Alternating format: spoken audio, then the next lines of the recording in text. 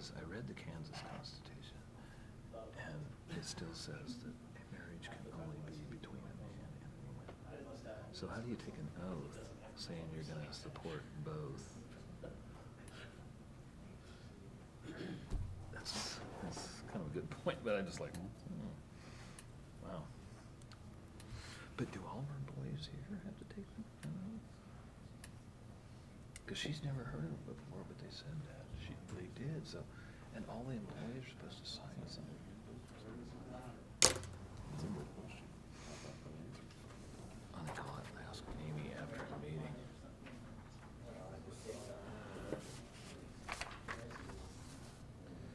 You generally don't have to worry about that kind of stuff. Just be a decent human being. I know, yeah, really. Because my life's too simple. I need to keep it simple, so I just try to be a good person. Because I was reading the thing, and it's like, wow, there isn't too much distance between this and this. Sometimes. Oh, wow. Call the meeting to order. Have an invocation?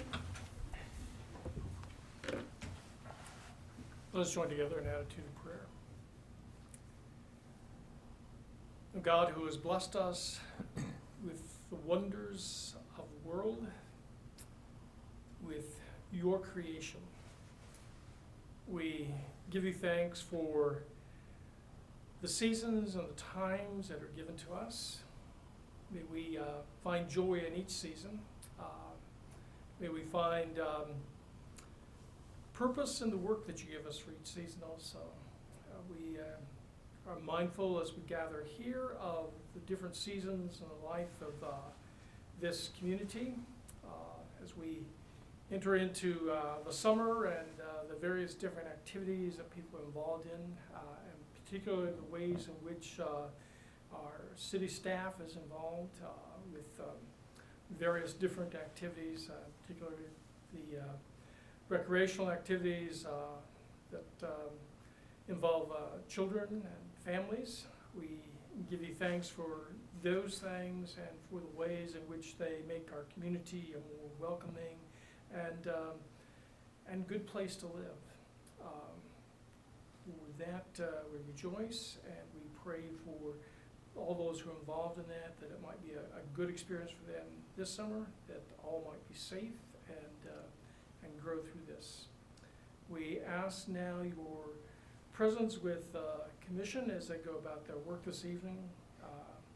Help them to be alert to those things that have been in the past and those things that might be in the future, and definitely to take care of those things that are here and now, that in that they might do that which is good and wise and will be fruitful for this community and its inhabitants.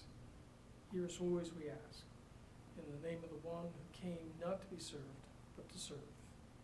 Amen. Amen. Pledge allegiance.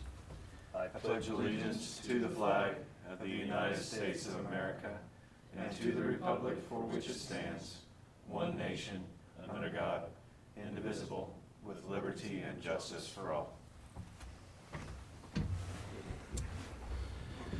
Do we have any changes to the agenda? Yes, we are going to withdraw the discussion item from this evening's agenda. Be postponed to a later date. The discussion item. They've already changed this. Oh, okay. Okay. Public comments. This is a time where citizens are encouraged to speak publicly. We request that you come to the podium, state your name and address, speak respectfully, and limit your comments to 3 minutes. Do we have any? Oh, I'm sorry. I need to make, do I have a motion to approve the agenda as amended? I move to approve the agenda as amended. I have a motion from Keaton, Second. second from Chuck. All in favor, say aye. Aye. Those opposed, same sign. Okay, public comments. Do we have any public comments? I'm Joe Collins. I live at 305 East 16th, and we have a grass mowing situation that hasn't been mowed in over 3 years. And the neighbor up the street a year ago got something that they were gonna, come and mow a little piece on her bank because she couldn't get it mowed. And I went and mowed that, so I think this piece of grass across the street needs to be mowed. Well, I come here about a month ago and talked to some gal in the office, and I come back today, and it's like, I basically know nothing about it or anything. It shouldn't take 3 years to get a piece of grass mowed, so I don't know who I need or what we need to do, but. What's the address, Joe? Well, it's at 16th in Kansas, you can't miss it. Okay. You know where Shane's shop is? Yeah. Caddy Corner. Oh, okay, where the hill thing is? Yep. Okay. There's thistles, it's full bindweed, everybody else takes care of their stuff. Who owns it? I don't know, somebody at the city or county ought to know. Yeah. I'd look it up and see. Okay. Yeah, but that's the only thing, Yeah. I just wanna get it mowed and don't take all summer to get it mowed. Okay. Right. Right. Thanks, Joe. Thanks, Joe. You can't leave, you gotta stay for the whole meeting. I've never been here before. Any other public comments? Okay. Action agenda, do I have a motion to approve the minutes of the May 15th, 2019 meeting? So moved. I have a motion from Sam, do I have a second? Second. And a second from Keaton. All in favor, say aye. Aye. Those opposed, same sign. Motion carried. Appropriation ordinance number 10. Do I have a motion to approve appropriation ordinance number 10? I move to approve from appropriation ordinance number 10. I have a motion from Keaton. Do I have a second? Second. I have a second from Sam. All in favor, say aye. Aye. Those opposed, same sign. Motion carries. 2018 audit presentation. Good evening. Neil Phillips of Jared Gilmore and Phillips prepared your independent audit for this year. Welcome. Does everybody have their audit? Maybe electronically? We got it electronically. Electronically? Yep. Okay. Let's dive past the letters, and we're gonna dive straight into page 1, 2, and 3. Page 1, 2, and 3 is the independent auditor's report. The first paragraph talking about what we audited, being the city of Concordia as of December 31st, 2018. The second paragraph talks about management's responsibilities and the fact that everything in this document is your numbers. They're your representations with what happened with the city over the year and then how you ended the year. The next three paragraphs talks about the auditor's responsibility and the fact that we audit following auditing standards that are generally accepted in the United States of America. And because we follow what they call the regulatory basis, we also follow the Kansas Municipal Audit and Accounting Guide. The next couple paragraphs there at the bottom of the page continues on to the top of the next page is what they call a basis for adverse opinion. Because in the state of Kansas, we are allowed to follow what they call the regulatory basis of accounting, we don't follow GAAP, generally accepted accounting principles. The biggest difference there is we do not record capital assets and infrastructure. We don't put that on a balance sheet. We don't recognize an OPEB liability. That would actually involve an actuarial to get involved with the audit, which really increases the cost of those audits. But what you have here is an opinion on the regulatory basis, which is the second paragraph down there on page 2. In our opinion, the financial statements referred to above present fairly, in all material respects, the aggregate cash and unencumbered cash balances of the city of Concordia as of December 31st, 2018, and the aggregate receipts and expenditures for the year then ended in accordance with the financial reporting provisions of the Kansas Municipal Audit and Accounting Guide described in Note 1. And they call that an unmodified opinion because based on the testing that we've did with your audit and the numbers that you have here, we feel like the numbers are a materially accurate representation of what happened during the year and how you ended the year without any further modification. But it's on that regulatory basis of accounting. So like liabilities, they don't include that OPEB. Liabilities, your long-term debt doesn't get shown as a liability in Statement 1. We're going to see a footnote disclosure on it. You'll see a lot of footnotes that in a GAAP audit would show up as a liability. We just disclose them in a footnote with Kansas cash basis. The last couple of paragraphs there talk about our responsibility with the rest of the information in this document. And as you read through that, you're going to see that we did audit everything that's included in the audit in the bound copies. So page 4 and 5 is where we spend the majority of our time. Statement number 1 It's prepared to show users at a glance that we're in compliance with the cash basis laws of the state of Kansas. It's the fourth column over there, ending unencumbered cash balance. If you glance down through there, you can see that all of our funds ended in the positive. So we were in compliance with the cash basis laws of the state of Kansas. If any of those would be negative, that would be that violation of a Kansas statute. There are a couple exceptions, just so you know, because you may have a time that you actually end up going negative during the year. You can actually go negative if you have a bond agreement or you have a grant agreement that's out there, because those monies in a grant agreement, most of the time, you know, you got to spend them before they're going to mail you that check back. So that's an exemption to that cash basis law. But the rest of the time during the year, you've got to make sure that you've always got cash on hand before you approve the appropriations like you just did. A lot of people like this statement number 1 because it's broke down into its section. You've got your general fund at the top. You can see we started the year out. It brings it all up into one number. Started the year out with $856,000 of unencumbered cash, brought in 4.4, spent 4.2, so actually ended the year with a little bit over $1 million of unencumbered cash in your general fund. That's an unencumbered cash number. A lot of you will hear that as cash carryover, like when you start doing the budget process. You'll hear management talk about cash carryover because that's one of those things you try to watch out and you try to do budgeting to have some carryover. It's important that you do get that general fund balance. You're sitting at a pretty decent balance there. A lot of our cities are shooting for 1 or 2 months of carryover because you know you don't get that first tax payment until the end of January. You would actually violate that Kansas cash basis law if you issued a check prior to that tax payment if you were cash short, because you could go negative. In your case, you're sitting there with about 3 months worth of cash in the general fund, so sitting in a pretty good position. The next section is called the special purpose funds. And they list those out like that because they want you to realize that those monies are there for a specific purpose. You know, a lot of people says, wait a minute, we have $4 million in the bank. Why aren't we paying off debt? Why are we not doing this? Why are we not doing that? Well, there's monies, like these monies that are in the special purpose section, those are restricted for a purpose. Easiest example would be the special highway fund, third one down there. You actually ended the year with $134,000 of cash carryover. That is money that every time somebody at the local gas station puts gas in their car, some money goes to the state as a gas tax, turns around and comes back to us. And we can't spend that money for anything but streets and alleys.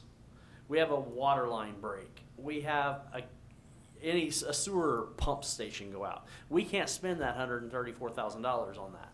We can only spend that money on streets and alleys. And so each of that section there on the special purpose are monies that we've collected for that purpose. Then down there towards the bottom of that page, you're going to see business funds. I do like the fact they changed that name to business funds because they want you to understand that those funds are treated as a business in the state of Kansas. Once you pay all your bills of that fund, there's state statute out there says you can do whatever you want with the profits. Now it is important that we do get cash carryover. One, you got to leveraging. You know, anytime we go out to get a loan or we get a grant, they always want a piece of it that's going to be a match piece. You've got to have some monies to be able to leverage. Plus, you know, a sewer station goes out, lift station, it's a lot to just repair just your normal maintenance. So you're sitting there with $552,000 in your water and sewer fund. So sitting there with not halfway there. A lot of cities shoot for 1/2 of a year's worth of expenses to be sitting there, but sitting at a pretty good balance. Down there towards the bottom of the next page, you got totals. And this is where we'll spend the majority of our time. We won't go page by page on the rest of them. But you can see the totals. You can see there where we started the year out with $5.3 million. That's total cash carryover. We brought in $9,039,039, spent $10,548,000. So actually ended the year with $3.8 million of cash carryover. If you glance back up through there, you're going to see the biggest reason for that decrease is in the prior year, in 2017, you had actually issued and had some bond proceeds on hand. And let's see, that was about 3/4 of the way down on that prior page is water treatment facility. You started the year out with $2 million of bond proceeds sitting there, brought in another $278,000, spent $1.8, so that was down to $578,000. So about $1.5 million decrease in cash because of those, we were spending those bond proceeds. If you go back up there and look at those individual funds, you can see that we actually didn't have a bad year as a city, even though the totals appear that we lost $1.5 million of cash. Really, that 1.5 was spending monies that we got in for that project and had to spend for that project. The next couple pages are the words to the financial statements, the footnotes they call them. Footnote number 1 by far is the longest. It describes what the city is, component units, talks about what the regulatory basis of accounting is. Footnote number 1, if you pick up, I would say most of the city audits in the state of Kansas, it's going to be this exact same thing because it's explaining what Kansas cash basis is. So actually, if you get over to the bottom of page 9, footnote number 2 starts getting into information that's specific to you. The first one is compliance with Kansas statutes. We talk about the fact that you are in compliance with the Kansas cash basis and budget laws. And then we also have that comment in there that management is not aware of any other material violations. These are your financial statements, your footnotes, so management's made that statement, but we also verify that and make sure that no statutory violations have been violated. The next page talks about deposits and investments. You are limited in the state of Kansas of how and where you can invest your money. And plus we have what they call a concentration credit risk, in which you have your funds at any certain number of banks. You have to have less than 5% of your funds at any one bank. If that was the case, staff would spend all day making transfers between accounts just to clear checks. Well, we actually in the state of Kansas, the feds step up and help us with the first piece with FDIC insurance. Then the state of Kansas actually requires that you go out and actually requires the banks to give you what they call securities pledged. Securities pledged are like the mortgage on your house. You know, the bank will put their name on your mortgage and they have no right to your house unless you stop making payments.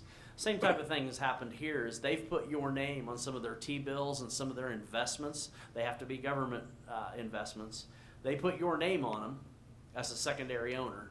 You have no right to those investments unless the bank would fail, and at that time you could go out and grab those to make sure that you got all your cash back as a city. So basically we've got a safe way of investing our monies at any of these banks.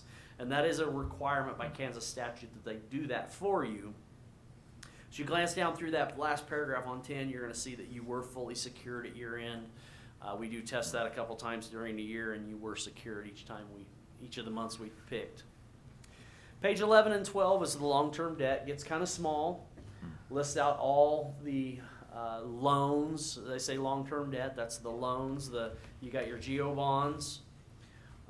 We break them down between how they're going to be paid. You've got your first 4 of them there that are going to be paid with tax levies.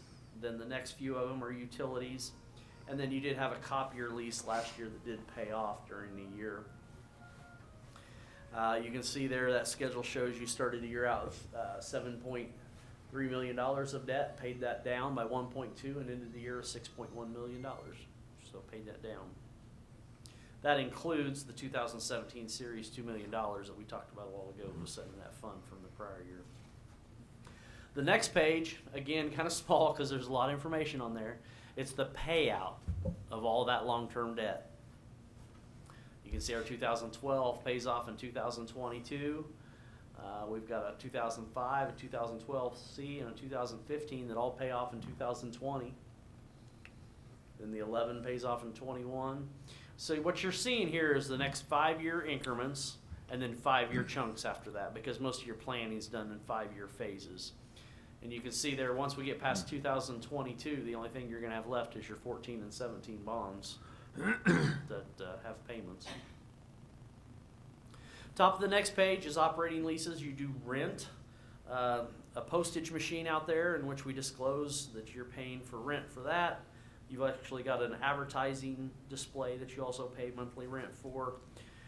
We disclose this as a separate expenditure because these aren't capital leases because we don't own those items in the end. We're just renting them. That's a pure rental agreement. You do have some commitments into the future though, like with that postage machine, it was a 36-month lease. And so the disclosure there into 19 and 20 is the future payments on that postage machine. Those don't show up as a liability up in that statement 1 that we were talking about. They don't come out of unencumbered cash. Most of them have the 30 or 60-day clause that you can get out of that agreement, and so they just show up as a commitment back here. That's one of those gap items. We were doing gap, it'd show up there. Here, it shows up back here. Economic development bonds. You do have some bonds that are outstanding, some industrial revenue bonds and some recovery zone facility bonds. It's just a disclosure that those bonds are out there. Capers, you do participate in capers, which is that next footnote. Talks about the fact that you did contribute into the capers and KP&F system last year. That very last paragraph at the bottom of that page is how much you paid last year. Top of the next page, just real quick, that is what they call the unfunded portion of your liability at the state. The caper system, everybody knows, is short. If it doesn't have enough money or enough cash to pay everybody out if they all retired tomorrow and we didn't let anybody else in and everybody retired, there's not enough money in there. Your shortfall, your portion of that shortfall is $1,072,000 with the caper system and $1.6 million with the KP&F. Again, those liabilities don't show up in your front financial statements, they're just disclosed here. If we were doing GAAP financial statements, the GAAP world says, even though that's a state-held asset, it's for your employees, it's really your liability. We are required to disclose that to you, though. Capital projects, footnote number 8, that's an important one because you are limited by authorization on each project that you do. You know, that's that public approval that's required by the state of Kansas. You are required to get public approval to make any expenditure. The majority of that is done through the budget process, which you approve the budget every August. Well, projects have specific approval amounts, meaning you've approved a specific dollar amount and they can't go over that. And actually, most of your construction guys all know that. That's why they'll come back to you with a change order for $1,500 because they know legally you can't pay them that extra $1,500 unless they come and get that change order approved by you. So that's why you'll see all the change orders that come in and out with the projects that you use so they can get specific public approval. As you glance down through there, you can see all of your projects were under the approved amount, and so that was a good thing. We disclosed notes receivable there. You did have a loan out there, economic development revolving loan. Again, doesn't show up in the front financial statements, but is considered an asset of the organization, of the city. Obligations under guarantee, we have guaranteed a loan out there for somebody else. We just talk about that. Other long-term obligations, we talk about your vacation and sick leave and the liability that's out there for it. Your vacation time has, your employees at December 31st had $108,000 worth of time built up. But we did not, again, record that as liability in the front, but it is how much your employees had earned. Since we're on cash basis, it's going to be as they use that and if they retire in the future. Risk management, bottom of page 16, how do you handle risk? You do that through the purchase of insurance policies, and you are a member of the Kansas Municipal Insurance Trust for your workers' comp. Interfund transfers on the next page. As you glance through those, if any of those, you can see they all have a statutory number beside them, meaning all transfers were done legally within the city. Subsequent events, it says there were none. All right, page 18 is schedule number 1. It's prepared to show users at a glance that you're in compliance with the budget laws.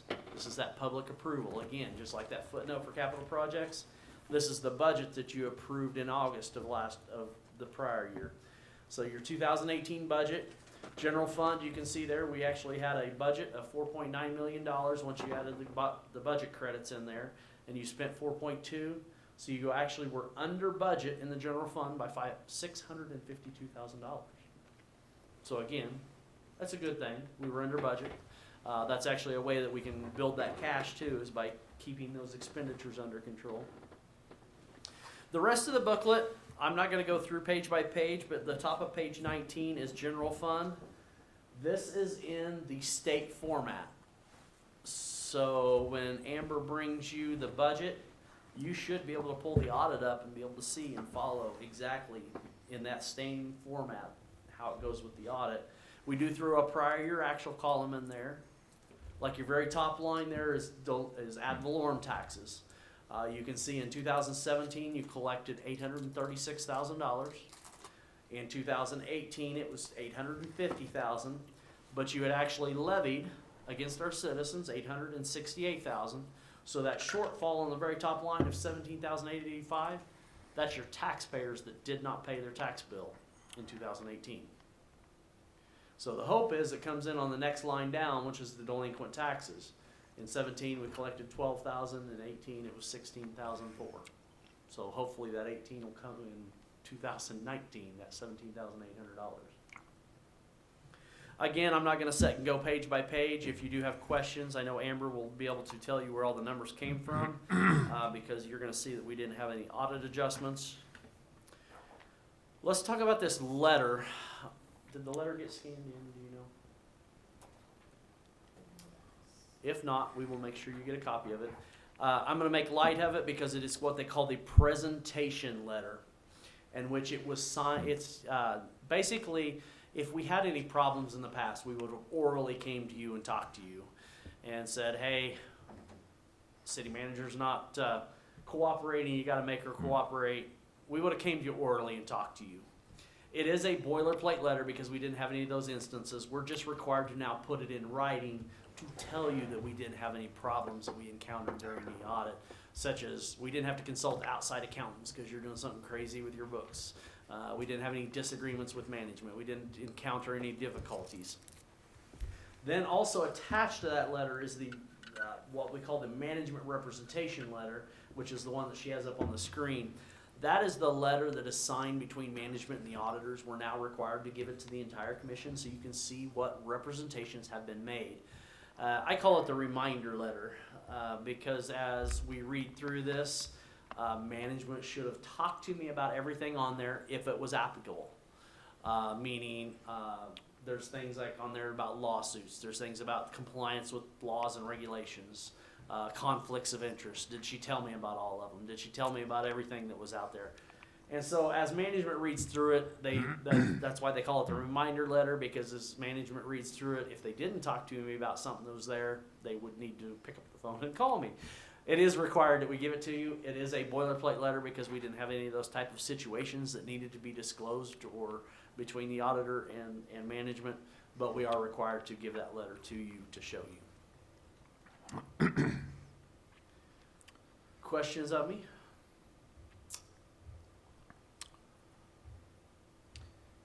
I appreciate you walking us through it. I almost feel like I'm getting the hang of it, but pretty reluctant to say that. But I appreciate your efforts, and I'm glad that we are able to have the documentation. That makes your Amber job does a easy. really good job. We appreciate coming to do your audit. In fact, I bounce questions. She bounces questions off me quite often, but I actually bounce questions off her too for other cities that I do. We do 32 city audits, and you wouldn't believe some of the questions I get sometimes, and every once in a while I'll bounce one off her too. Good. Good, very good. I would move to accept the audit and to authorize the mayor to sign the management representation letter. I have a motion from Chuck. Do I have a second? Second. Second from Sam. All in favor, say aye. Aye. Those opposed, same sign. Motion carries. Appreciate your efforts. Thank you. Thank you. Thanks.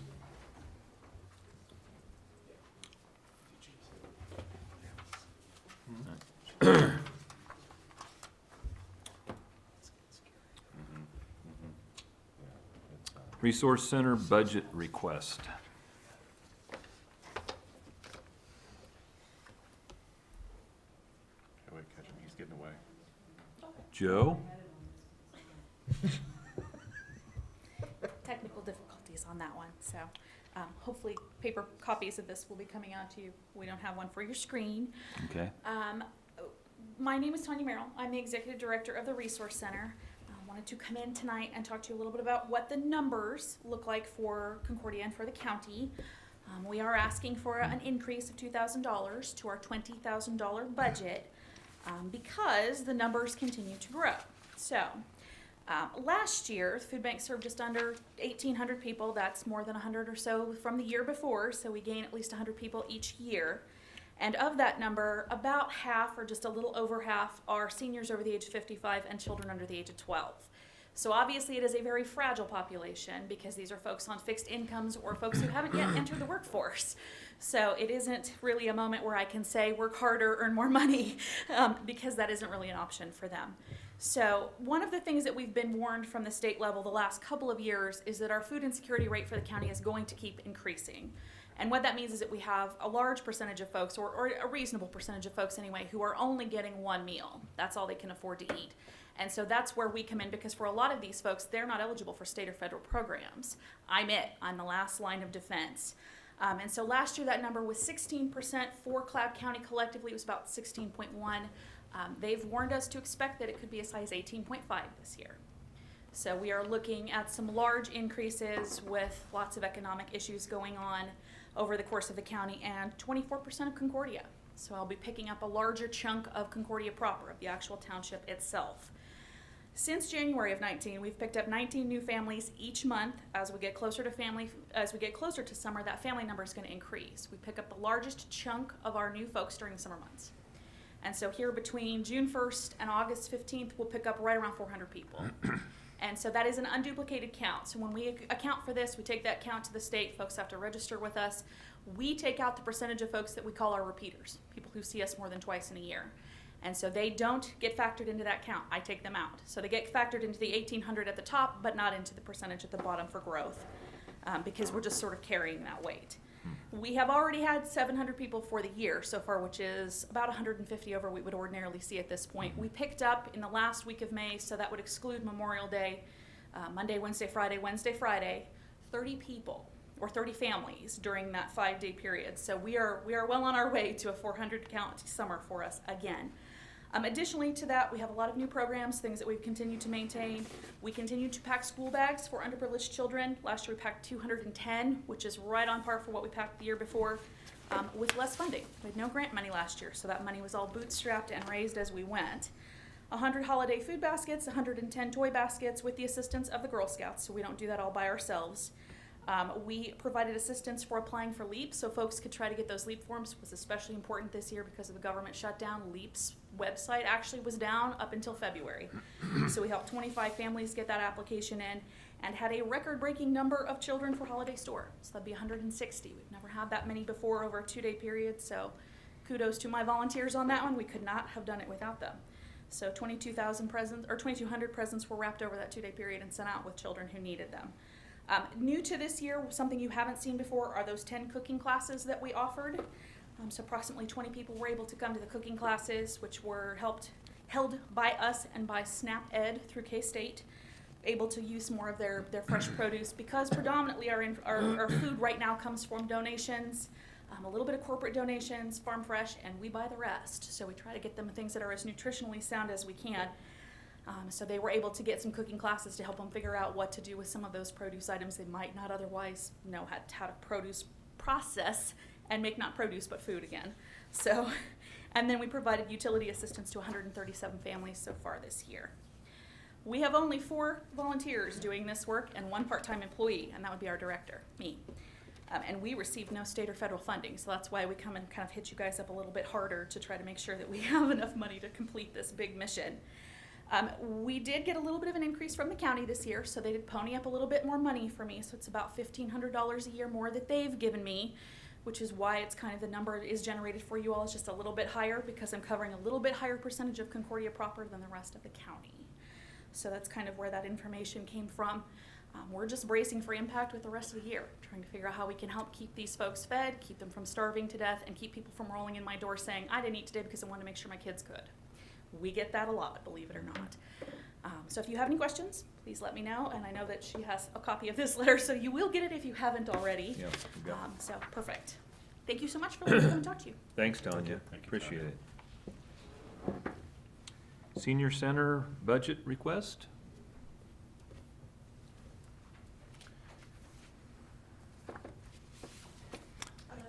Hi. I'm Carol Clauser with, one of my other hats is bookkeeper with the Senior Center. And this request is for $10,000 from the 2019 budget. The funds request will be used to supplement the wages of our nutrition staff. The Senior Center provides a great deal of needed services to our community. We prepare meals for seniors. Last year, our cooks served 18,672 meals, and our volunteers delivered over 9,140 of these meals to homebound seniors through Meals on Wheels, allowing many to age in place and maintain a measure of independence. These numbers are up almost 2,000 meals higher this year than last year. We provide the community with activities, education, and social interaction. The Senior Center continues to face financial challenges. The assistance that you have provided us allows us to supplement our kitchen staff's wages so that they can earn more than minimum wage. We have said for years that our cooks provide a service far greater than what they are paid.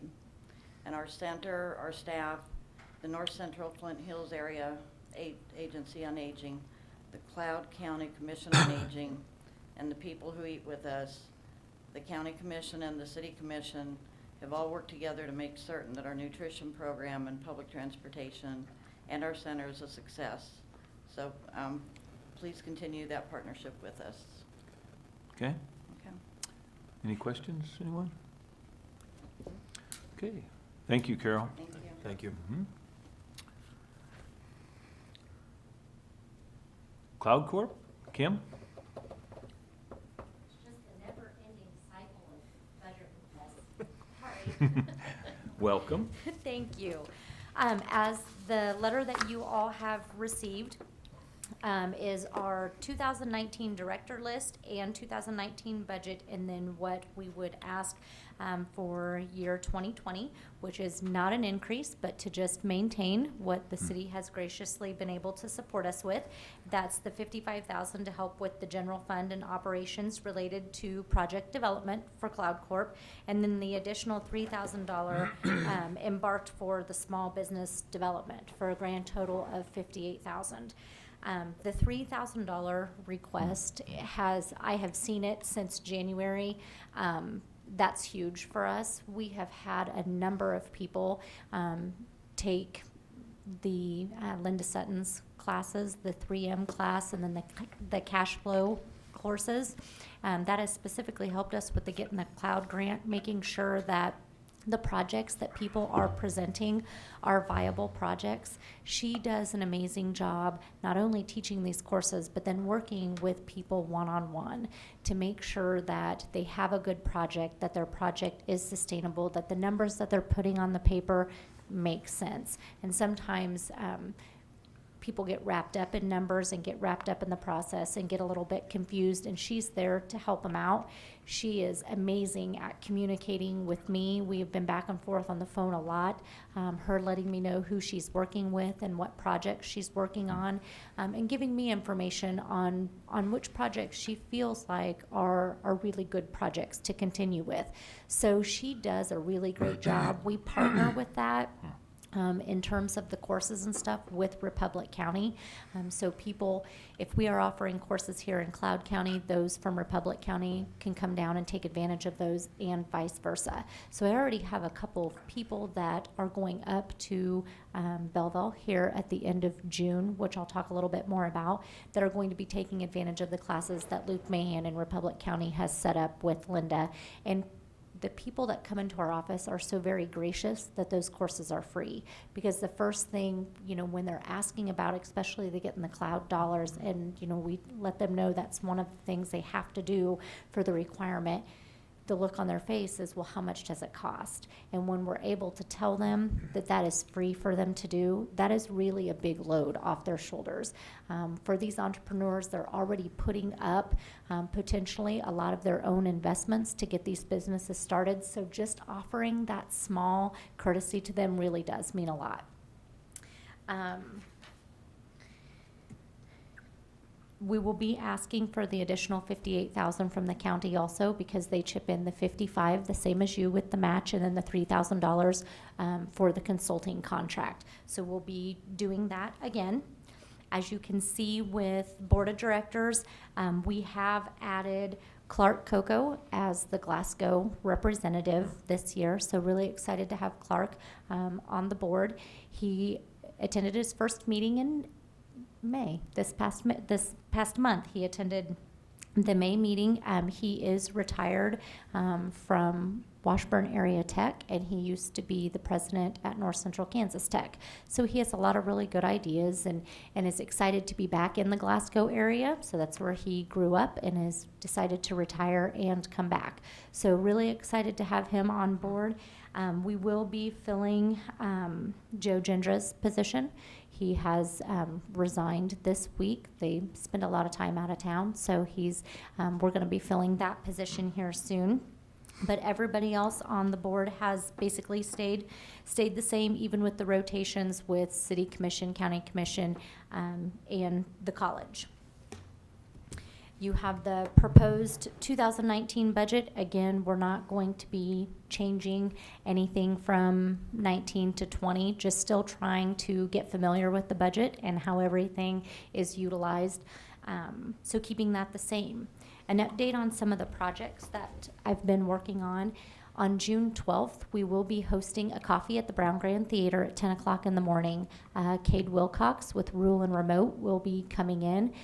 It's been out on Facebook. I will be visiting with Toby about it here this week for Talk of the Town. And we've been promoting it in some other ways. We're going in with Jewell County and Republic County to get people interested in 3 different areas. First, if you work remotely, we want you to come to the coffee. We want to know, what are your challenges of working remotely here in Concordia? Second, if you're interested in working remotely, if you're wanting a change of career, maybe, but you don't want to move, then we want to help you be able to fulfill that desire to work remotely. And then third would be for those that would be willing to accept, any businesses, nonprofits, organizations that would be willing to accept remote interns. This is a organization that is not only helping those that are working remotely find jobs, but they're offering up internships. And it is in conjunction with Dane Hansen and the Northwest Kansas Economic Innovation Center.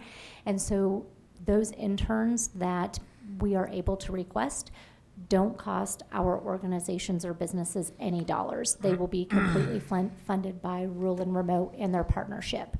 So that's a huge plus. So those that are interested in getting a remote intern, we're encouraging them to come to the coffee also. Working on a couple of good projects, unable to give some updates at this time, but hopefully in the near future, we'll be able to do that. Kansas Works will be here in Concordia in front of the Cloud Corp building with their large RV on June 18th from 2 to 4. Kansas Works offers free services for employers that have jobs that they would like to have posted across the state of Kansas to be able to find employees, and B, for those that are needing employment. So if somebody is needing employment, that RV will be parked outside the Cloud Corp office. They can come in, search for jobs. They will help them fill out job applications. They will help them with resume writing. They will help them with interviewing skills. And it's all free for anybody who attends, and that will be 2 to 4. The other thing Cloud Corp has incorporated is a job postings bulletin on their website. And this is for Cloud Corp members. So those that are members of Cloud Corp can email the info account with their job opening. Jessica and I go through and post those job openings for anyone and everyone to be able to look at. All we ask is that employers who are posting those job openings let us know when the position has been filled or when they would like to have it taken down, and we'll do that for them. So we've had a lot of really good hits on our website for that job postings bulletin, and so looking forward to continue to grow that. Tonight, I'll be leaving for Topeka. Tomorrow, I'll have a full slate of meetings with the Department of Commerce. So I'll be meeting with the person that handles the rural opportunity zones, community block grant funding, the business recruitment portion of things, international recruiting, workforce, and the job training center. And so that will be a full day of just going around, introducing myself, making sure they know who I am, and making sure that I understand what they have available to offer Cloud Corp for economic development. And then, as I mentioned, on June 19th and June 26th will be the courses with Linda Sutton up in Belleville. And we did and were able to award all of the Get in the Cloud grant funding, the full $150,000 that the county awarded us here in March. We were able to award it all out with the May awarding. We have some really great projects. AC Customs LLC is Andrew Clark. He will be putting up a nice building and warehouse for his solar panel installation business. He's right now working out of an incubator space from Hood Heating and Air, so he's really looking forward to being able to put up this building and be able to actually have warehouse storage space, which will allow him to be able to keep more things on hand, which in turn will be cheaper for the customers. We have the Clyde Lumberyard. The Lumberyard in Clyde has been up for sale for a few years now, and we've had a business person in Clyde seek out to purchase it. They have already expanded. I've been on their Facebook page a couple times, just kind of expanded some of the things that they're offering in terms of gardening plants and different things for household items. So looking forward to see how they're able to expand and keep that one open. Stephen James with Ideal Market, he closed on that one April 1st of this year, and it needs some updating, needs some new coolers and some new flooring and different things to be able to make it a little bit better. Right now, there's some flooring issues and things that are causing some tripping hazards, and then he'll be able to purchase some new coolers that will in turn keep his energy costs down so he can pass those savings on to customers. The really cool thing, I've been by there a couple times to visit with him, he is kind of redoing the layout of the store and opening it up more, which is a huge help for the elderly customers to be able to get around with walkers and canes and pushing their carts and different things like that. So he already has some really good ideas there. Miltonville Post Office sits on the end of their block. It's kind of one of those buildings, it does provide a quality of life in terms of being able to keep that post office open and all of the people in that area to continue to be able to receive their email. It's kind of also a gathering place where people visit when they get their mail at certain times of the day. And so we'll be helping them with some issues to keep that building vibrant and keep the value of that building up. And then Wildside Creative is expanding his business. So Mark Hedrick is expanding Wildside Creative. He'll be putting up a building next to the building that he has. He has a unique situation. A lot of his business is wrapping vehicles. And when you wrap a vehicle, it has to be a constant temperature. And he doesn't have a garage to be able to do that in. So what he's been doing is he's been traveling to other counties and cities wrapping vehicles, and then he charges their sales tax and everything goes to that community. So now he'll be able to actually wrap those vehicles and do other things in that garage that he's not able to do now in that small building. So another really great project there.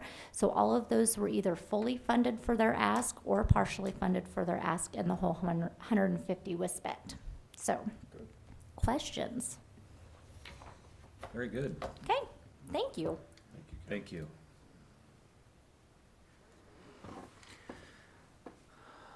Managers report. Nothing tonight. Staff reports. I just want to comment. I wish Joe would have stuck around, but I believe the property, I'm pretty aware of the property he's talking about, and I think I got a picture of it on my desk right now to have it ordered to be mowed, but I got contacted by the property owner above that, and that property owner told me he had mowed that all last year.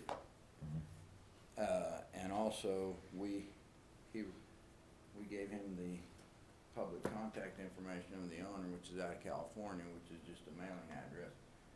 And they actually contacted him back because he offered to mow it for him for the summer, and they have not gotten back to him. So I believe that's probably going to be mowed. And the other thing you have to realize this year is we're a little bit behind on some of that stuff. Yeah. So we do have several orders out, and I think I've signed probably 50 or so far this year in the last 3 weeks. I think the one I talked to you about. Just on grass and. I think the one I talked to you about yesterday is already mowed when I drove by Well, afterwards. I went by looking because I thought, I know Yeah. we've been looking at that stuff, and Yeah. I couldn't find it, so. Yeah, it was mowed. Okay. Okay, thank you. So anyway, that's what I was saying. Okay. was gonna talk to you about the Archer Street project. Okay? It turned out pretty nice, but we overrun on the patching and stuff, in which, just so you know, the dollar amount on the patching, we bid one item for asphalt and one item for rock, so we knew a dollar amount that they had to go by. So no matter how many tons we used, they had to go by that amount. And me and Ken actually went out there after they milled it, and we marked everything out, and so he knew the measurements on everything, so that's how I figured them. And we run over about 26,000 on patching. But I can tell you, like on A Street, and there's a couple places down there that we gotta dig out about 2 foot of material to get down to solid, and then put base rock back in it, Yeah. and then they put asphalt over the top of it. And also, it wasn't so bad, and then we started laying the asphalt, and then one side, the trucks got to pumping one side, almost got a semi stuck in it, so we had to, from 7th Street back to about the alley, they had to take out about 6 foot wide, take out about 2 foot in there to get it solid again, so we could lay it. So, we should be in pretty good shape. Yeah. Is there any questions? Those are unforeseen things, and I Yes. don't know if in the future, if, depending on what part of town, if you think there's something like that, put a contingency in there for that or not, I don't know. Well, that's kind of why when we bid patching asphalt, we put 1 ton in there, whether you use it or you don't use it. Say like they used 80 tons here, so at $250, so we knew what the price was gonna Yeah. be. Yeah, And the same with the rock, we put one for Yeah. a ton of that in there, so we Yeah. knew what the price would be. yeah. Okay. I think Archer's just the start. Oh, yeah, I mean, I think we're gonna find other streets just as bad, if not worse, when you get it'd into it. be, and we had a bad winter too, and then once we got it milled off, we did get it patched, and we also added that one block of between 11th and 12th too, you know, so, and that was a pretty big patch in there too, that took quite a bit there, which helped it a bunch, because I know when it rained, that held up good, so. I'd rather have you do it right than we're Correct. back Yep. at it next year, so. Yeah. Yeah, and that's what I told Ken, we can't just go over the top of this, we have to fix it Yep. right, Yeah, so. Yep. that's the correct thing. Good decision. Okay, Okay, thank you. thanks. Sam? Nothing. Chuck? I don't have much. I've had a couple people, well, more than a couple people, say that the, Avenue of the Flags, and I know there's a lot of social media and stuff, was awesome. I've had some other people, come and talk to me about the cemetery and with respect to, mowers hitting headstones and that kind of things, but they were very respectful in their concerns, and I, went out there with one person, but, just to go on the other side of that, the lady says, I understand that it's a monumental task to mow, weed eat, and, it's, when you go out to that cemetery and drive through everything, it's just it's amazing how crowded everything's getting and how, difficult it's getting to mow, and people put a lot of things out there on the ground around not just flowers, but toys and those kind of things, and it's, I assured her that, we'll be careful, but I wanna thank the people that mow, but, we need to, be careful while they're doing it, but I thank the people that come forward and constructively, give their opinion and stuff, so, anyway, but, the Avenue of Flags was just awesome. I put something on social media, and there was people from all over that were commenting on that, and other people put it on there, and Keaton had something, and it's really something to be proud of for our city, so. I think that's all I have. I don't have anything this evening. Christie doesn't have anything. No. Not that she's willing to share anyway. Nothing she's gonna share. Do I have a motion to adjourn? So move. I have a motion from Chuck to adjourn. Do I have a second? Second. Second from Keaton. All in favor, say aye. Aye. Those opposed, same sign. Motion carries.